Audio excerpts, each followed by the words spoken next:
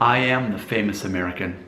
I want to ask you this question. Can we admit that subgenres of culture here in the United States of America do exist, largely often in response, in relation to a person's ethnic background? Can we admit that that's real? I've lived here my entire life. I've traveled the world also, but I've lived in the United States. I know the reality of it. I know that your ethnic background largely affects your culture and perhaps even your accent. That's common knowledge. But in a time where everything is so, cancel culture and you have to be so politically correct, can we still admit that if you're black, you have a subculture here as an American that's different than the average white person? I mean, I would just present to you the movie White Girls about black men who pretend to be white women, and that would tell you that white culture exists because these black men acted like, quote, white women. And it's not just white and black. We could say Hispanic, we could say Mexican American, but these subcultures do exist. Now, here's the challenge as you're watching this video. I keep my little notes right here. Survivorship bias.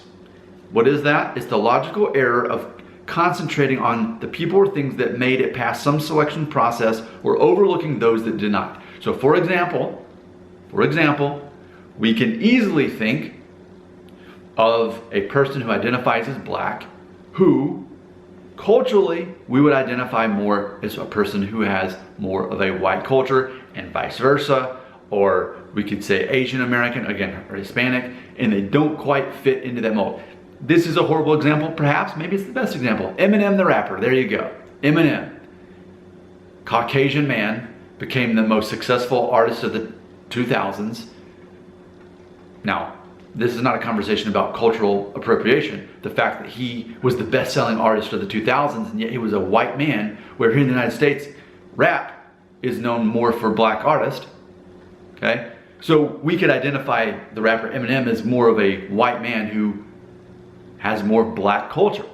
So that's one example of many. But my question is this: are you, the viewer, are you willing to admit that cultures exist in the United States based on a person's ethnic background? Keep in mind, I just mentioned survivorship bias.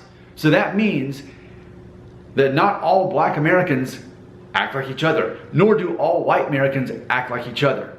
But you can find a predictable culture, and if not, then there's a whole marketing situation going on there. Because for the most part, even your ethnic background will somewhat largely predict what kind of products that you buy, because it's part of your culture. I mean, I feel silly even making this video because it's so obvious that this does exist. And I think if anything, if anyone tries to debate this, they're just gonna find themselves in survivorship bias, focusing on the exception of the rule instead of admitting, yeah, a general rule does exist. And yes, our culture as individual people in the United States of America often can be predicted by our ethnic background, whether it's an Italian American or Polish American. We could name even different subgenres of Europe specifically, and not just talk about African American. We could even do this by Italian American. We could look at movies and see that there is even a certain culture for Italian Americans, for Jewish Americans.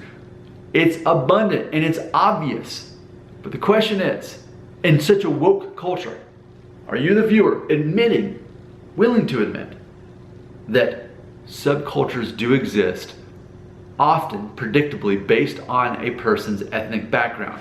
And again, not always. This is a general rule. I acknowledge the exceptions exist. We're talking about a general. Can you admit that in general, that people are predictable, often on some kind of subgenre culture based on their ethnic background? Are you willing to admit that exists? Comments belong right here.